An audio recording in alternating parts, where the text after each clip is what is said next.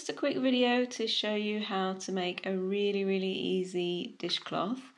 I make these for myself at home to use for wash my dishes and cleaning and wiping down my surfaces, and I really love them. I use hemp yarn in lace weight to make them because it ends up like this, like really flexible and a lovely texture, and they're super sustainable, so it means when they're worn out I can throw them in the compost and just make a new one. I'll pop the link in the description below for the yarn, but the good thing about this pattern is that you can use any yarn you like, any weight, any thickness and any hook, because we're going to be able to adjust the size of the dishcloth as we're working. As I mentioned before, I'll be using hemp yarn in lace weight and a 2.5mm hook, but yeah, you can use anything you like. I would suggest using something plant-based and natural, possibly something without toxic dyes, so that if you are going to compost them afterwards, there's no risk of microplastics or any damage to the soil. I'm aiming to make a dishcloth that's roughly about 6 inches square. So to get to that size, I need to start off with about 40 chains. But as I said, you can adjust the size or the width to however you like.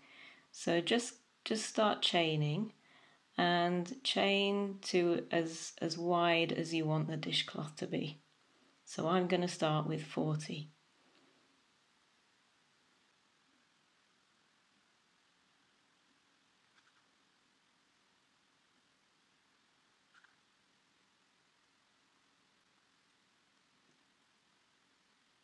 Once you've reached the width of the dishcloth that you want, mark this stitch here, the last one, just to make sure you know where to work your first stitch, or you can just go straight into chaining 2 here, like that. And we're going to start the next row by double crocheting into that last stitch that we made. The double crochet in the UK, that's the treble. So we're going to go straight into that stitch here. Oops. I'm just going to work into the top stitch just to make it easier.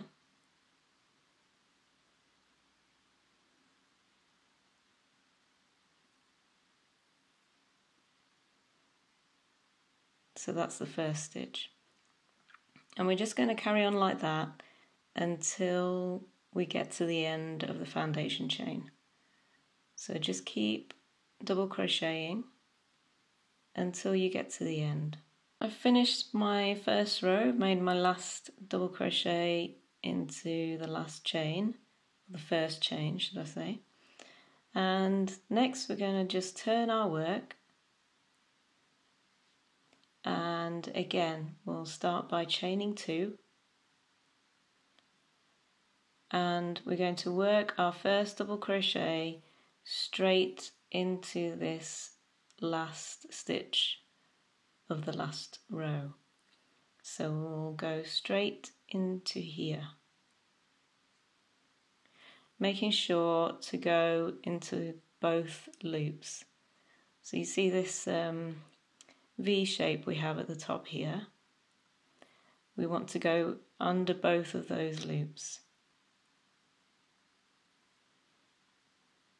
like that.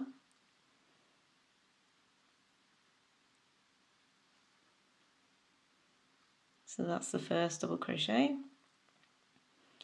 and again we'll do the same in the next stitch.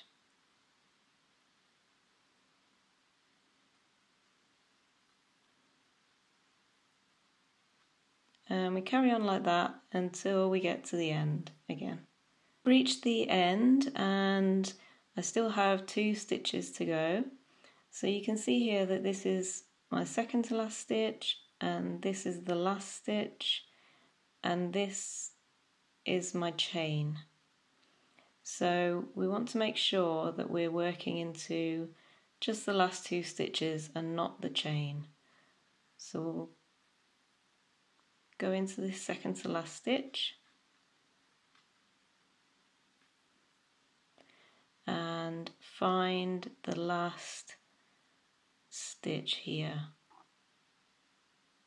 So this is the top of the last stitch.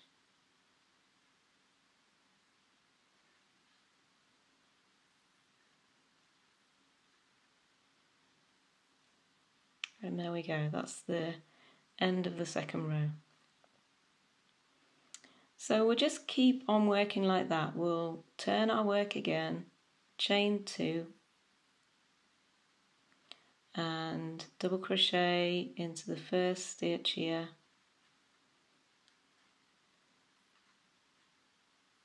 and continue like that until you reach the length that you want. I've just reached the end and it measures roughly 6.5 width and 6.5 length. So that's the right size for me and my hands and how I like to use them, but you can, like I said, you can make them however you like. So to finish off, we cut the end and pull the loop up, bring the end through the loop to make a knot, and that's it. And then you can weave in the ends if you like, or just cut them, doesn't really matter. And that's it, that's ready to use. So I really hope you enjoyed this quick tutorial, and if you like my videos, please subscribe to get notifications for new videos coming out. Great, I'll see you next time.